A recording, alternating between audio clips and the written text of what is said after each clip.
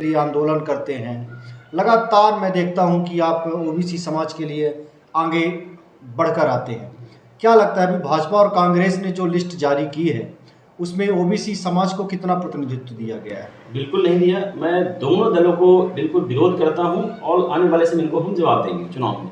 अभी जो लिस्ट जारी हुई, मैं राहुल गांधी की बात कर लूँ, कांग्रेस की बात करता हूँ। कांग्रेस ने अभी कुछ दिन पहले राहुल गांधी लगातार ओबीसी की बात कर रहे हैं। उन्होंने ओबीसी की बात की, सचिवालय हमारे इतने पद हैं, लेकिन ये सब दिखावा है।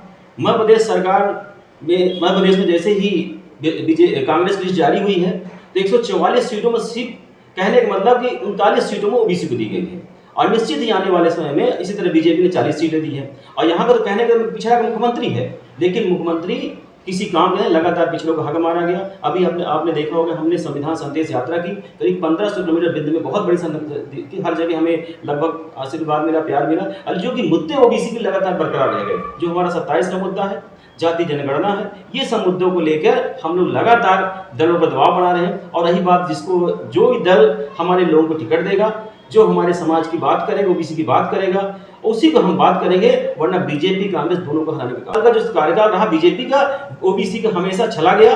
और सबसे ज्यादा अधिकार अगर छीना गया है तो पिछड़ा का जो मुख्यमंत्री शिवराज सिंह सरकार है, उनको हक अधिकार छीना गया। आप किसी वैकेंसी के ले लीजिए, जितनी भी छात्र स्कूल में, कॉलेज, जो भी, हर जगह हक मारा गया ओबीसी का।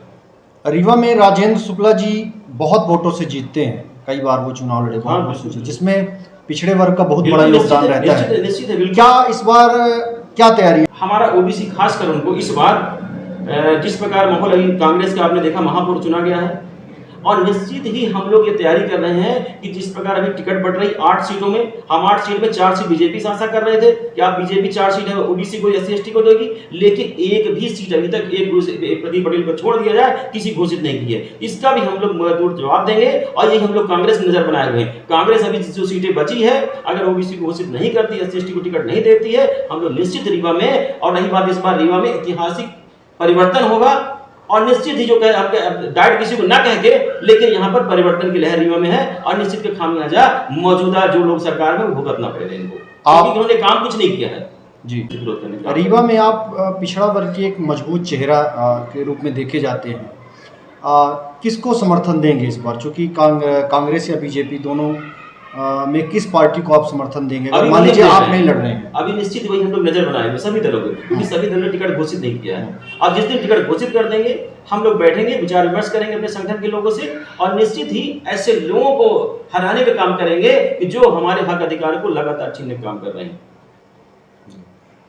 क्या आप चुनाव लड़ेंगे? अभी हम तैयारी कर रहे हैं रीवा से। रीवा या मऊगंज हमारा 2 जगह है, क्योंकि हमारे पिताजी मऊगंज से चुनाव लड़ा करते थे, वही हमारा पृष्ठभूमि है। और हम लोग रीवा से हम 2 बार चुनाव लड़े, पार्षद लड़े चुनाव। इस बार जो तैयारी है कि रीवा से विधानसभा लड़ना तय है। रीवा में आपके चुनाव लड़ने से भाजपा को बहुत बड़ा खतरा हो सकता है। निश्चित होगा कि लगातार कई वर्षों से ओबीसी बीजेपी का बेस वोट बन चुका है, लेकिन जिस प्रकार दरकिनार कर लगातार ओबीसी के लोगों को किया गया बीजेपी को, ये सब लोग हम लोग समझ चुके हैं और निश्चित इनको इसका खामियाजा भुगतना पड़ेगा। तो ये मान के, अगर मान लीजिए आप अपने उम्मीदवार नहीं उतारती, आपकी जो संगठन है, पार्टी है, राजेंद्र शुक्ला जी का जो विकास का विजन है, किस तरह से आप देखते हैं? हम आपके माध्यम से राजेंद्र शुक्ला से जानना चाहते हैं, क्या आप 20 वर्ष में जिस तरह आप लगातार यहाँ से विधायक, जनता ने भरपूर आपको प्यार, आशीर्वाद, हमारे समाज के लोगों ने आपको वोट दिया, हम ये उनसे पूछते हैं, क्या आपने सामाजिक न्याय हुआ है, आपने किया है? कितने लोग हमारे लोग को आपने विधायक प्रतिनिधि बनाया, कितने लोगों को, हमारे लोगों को आपने राजनीति में ले आए हैं? आपने सिर्फ वोट लेने का काम किया है और छला है लोगों को। हमारे समाज के कुछ लोगों को आप अपने साथ मिला लिए हैं और उनको रेवड़ियां बांट के और समाज के पीछे पीछे भगाने का काम कर रहे हैं। 20 वर्षों से एक आदमी बता दे कि जिसको ओबीसी वर्ग को उन्होंने नेता बनाया, ओबीसी लोगों को उनको मजबूत किया, ओबीसी वर्ग कॉन्ट्रैक्टर बनाया, किसी प्रकार का सामाजिक न्याय उन्होंने नहीं दिया। हम सब देखिए सामाजिक न्याय की बात करते हैं। अगर हम कहते हैं आपको, क्या एक वर्ग के लोग वोट करते हैं? ओबीसी इतने परसेंट में आदमी एक का नाम बता दें राजेंद्र शुक्ला जी, कि आप बताएं किस ओबीसी SC/ST के लोगों को आपको नेता बनाया। तो हम उनसे जरूर कहना चाहते हैं कि आपने सामाजिक न्याय नहीं किया, आपने विकास किया। पुल ब्रिज बनाने से समाज विकास नहीं होता। हमें अपने लोगों को प्रतिनिधित्व दिलाना हमारा काम है कि कम से कम सामाजिक धारा में लोग आए, क्योंकि वंचित समाज पीछे रह जाएगा। वही बड़े लोग आपने, जैसे आपने समदरिया नगर बसा दिया, कितने लोग बता दिए बड़े गरीब आदमी पास पहुंच पाते हैं। गरीब अभी आप बताइए सामाजिक न्याय कहाँ है? बाबा साहब के संविधान में हमारा देश संविधान चलता है और संविधान में बताइए सामाजिक न्याय का परिवेश है कि अगर आप 10 रोटियां हैं तो सबको बराबर दीजिए। इस प्रकार एक परिवार होता है, अगर परिवार में 4 भाई हैं तो उसमें पैतृक संपत्ति या अधिकार बराबर का हिस्सेदारी होती है। आप एक जन को पूरा दे दिए और 3 भाई अगर पीछे हट गए, उनको वंचित रखा गया तो किसी अन्याय होता है। हम बिल्कुल उनसे जानना चाहते, कहना भी चाहते हैं कि आप बताइए सामाजिक न्याय कहाँ है? कितने लोगों को आपने अधिकार दिया, कितने लोगों को आपने कहीं ना कहीं उनको रोजी बेरोजगार की समस्या कितनी ज्यादा सोचिए। एक भी हम पूछा जाए राजेंद्र शुक्ला जी से, आप 20 वर्ष में मंत्री भी रहे, मध्य प्रदेश शासन के बजट मंत्री रहे, कितने उद्योग धंधे खुले मध्य के अंदर बता दीजिए। एक भी धंधे नहीं खुले, बेरोजगार उसी तरह भाग रहा है। आप विकास का फार्मूला क्या है, विकास का पैमाना क्या है क्या आपका? लेकिन पिछड़ा वर्ग में भी ये देखा गया कि पिछले इस महापौर के चुनाव में उसमें भी बिखराव देखने को थोड़ा सा मिला। हाँ, निश्चित बिखराव इसमें पटेल समाज से भी लड़े, कुशवाहा समाज से भी लड़े, ऐसे में पिछड़ा वर्ग को मजबूती कैसे मिल पाएगी? ये निश्चित इस बार हम लोग ये तैयारी कर रहे हैं, क्योंकि पिछले बार देखिए जो बेस, अगर यहाँ कांग्रेस का जीतने का जो कारण हुआ है, क्योंकि बीजेपी का जो बेस वोट पिछड़ा था, एक कुर्मी समाज से चुनाव लड़ गया, एक कुशवाहा समाज चुनाव लड़ गया, दोनों वोट अपने बांट लिए, कांग्रेस जीत गई। अगर ये यही दोनों प्रत्याशी अगर न लड़े होते तो बीजेपी निश्चित जीतती चुनाव। तो ये अपने वोट ले लेना ही बीजेपी का लॉस हुआ था। क्या इस बार आपसे मैं एक स्वतंत्र रूप से पूछ रहा हूँ, क्या इस बार भी अगर ऐसे समीकरण बने, पटेल से चूंकि फिर से वही प्रत्याशी रिपीट कर दिया गया है, कुशवाहा समाज से भी अगर कोई खड़ा हो जाता है चुनाव मैदान में, तो क्या लगता है राजेंद्र शुक्ला तो फिर हार जाएंगे? निश्चित हार जाएंगे। वो कुशवाहा समाज इस बार प्रत्याशी दे रहा है, क्योंकि फार्मूला हम लोग वही तैयार कर रहे हैं जो पिछले महापौर के चुनाव में था। और जो बीजेपी ने छला है पिछड़ों के लिए, खासकर पिछड़ा वर्ग के लिए, इन्होंने एक प्रदीप पटेल को छोड़ दिया जाए। हम तो राजेंद्र शुक्ला रीवा 20 साल इन्होंने ओबीसी ने वोट दिया, उनको मिला क्या? एक भी सदस्य बता कि आपने कितने विधायक पद काम धंधे कुछ मिले, बड़े कुछ भी नहीं मिले किसी प्रकार का। आपने, हम कहते हैं बहुत से साधन, देखिए विकास का साधन होता है, अगर नेता का साधन, क्या राजनीति सीखा उसने? हमारे लोग को आपने मंच में लाए ही नहीं, कभी खड़ा नहीं होने दिए उनको, न नेता बनाया आपने। किस लिए उनको वोट देने? क्या हमारा समाज ओबीसी वर्ग है, क्या वोट देने के लिए पैदा हुआ है? क्या आपको लगातार राजेंद्र शुक्ला जी आपको वोट देता रहे? तो कई समस्या, इसलिए हम उनसे जरूर कहेंगे कि सामाजिक न्याय की बात करिए। अब आपको 20 वर्षों में सामाजिक न्याय नहीं हुआ है, हमारे लोगों को वंचित रखा गया, राजनीति से वंचित रखा गया। अभी जो वर्तमान में हालात हैं प्रदेश के, उसमें क्या देखते हैं आपकी पिछड़ा वर्ग की क्या पोजीशन है? पिछड़ा वर्ग किस स्थिति में? इस बार मजबूत स्थिति में रहेगा, और लगभग जिस प्रकार हमने भिंड, मुरैना, दतिया, छतरपुर, बंडा, जो हम लोगों ने, हमारा संगठन बड़ा तेज ग्वालियर क्षेत्र में उभरा है, तो हम लोग तो आज की स्थिति में ये हैं कि अगर हम लोग अपने प्रत्याशी घोषित कर दें तो लगभग हमारे कम से कम 50 प्रत्याशी घोषित हो गए, चुनाव जीत के आ जाएंगे। तो लगभग हम लोग, क्योंकि हम लोग को चुनाव संगठन हमारा है, हम लोग चुनाव लड़ने के मूड में नहीं थे, लेकिन हाँ ये था कि सरकार किसी की बने, मध्य प्रदेश की सरकार किसी की बने, लेकिन चले हमारे लोगों की बात सुनी जाए। इसलिए ओबीसी महासभा ऐसे लोग को नंगे डालने का काम करेगा अधिकतर होगा, कि जो हमारे लोगों संगठन की बात करें, हमारे अधिकार की बात करें, हम उसी के साथ जाने का प्रयास करेंगे।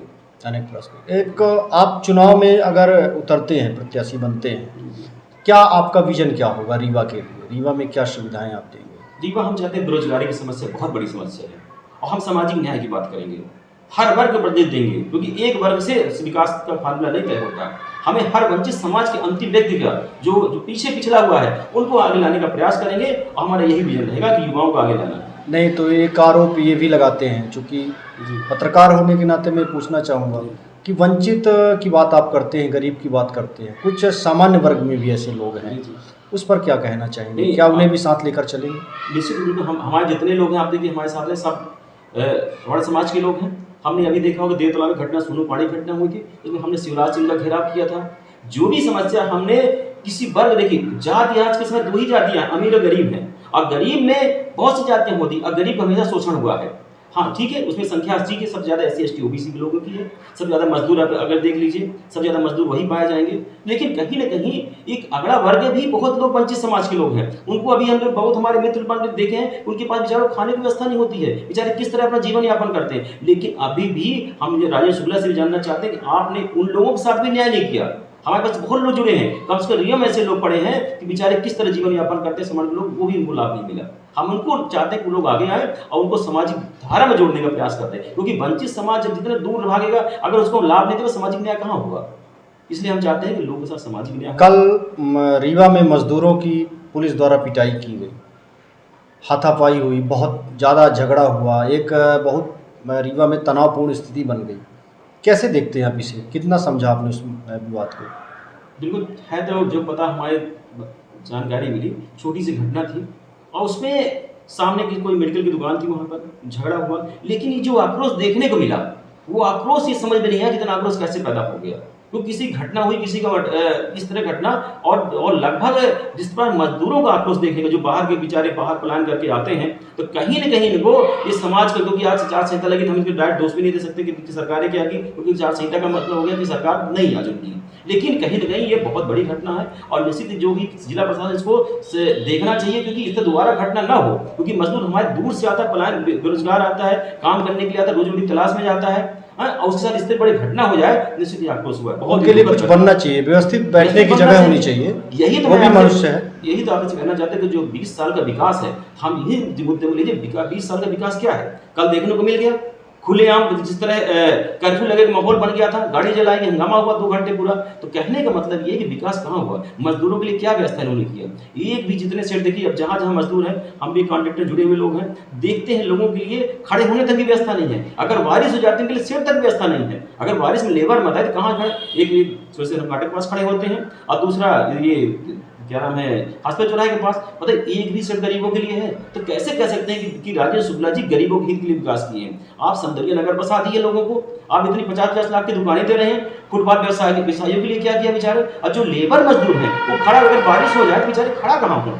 तो ये सोचिए, यही बल्कि समाज हम इनको मैं विचारधारा लाने के प्रयास करेंगे कि हमारे वही विजन रहेगा कि जो गरीब जरूरी नहीं है कि एक बार होता, गरीब ब्राह्मण हम देखिए, ब्राह्मण भी गरीब है, उसमें लेबर मिले हमको, ठाकुर भी लेबर मिला है। तो हम कहते हैं कि जो ये सामाजिक न्याय राजेंद्र शुक्ला जी बात करते हैं, इन लोग वंचित कैसे रह गए आपसे? आपने ऐसे लोगों को गरीबों पढ़ाया है जो पहले से धनाढ़ लोग थे। आप देखिए उनकी जो नवरत्नों में है, एक भी गरीब बता दीजिए कोई, एक भी SC ST OBC का लोगों कोई नहीं, वही बड़े लोग हैं और वही इर्द गिर्द घूमते रहते हैं और ये गरीबों से तो मिल ही नहीं पाते। तो क्या जो समीकरण महापौर के चुनाव में बने थे, वही समीकरण इस बार विधानसभा के चुनाव में बनेंगे? निश्चित वही होगा, सेम वही होगा।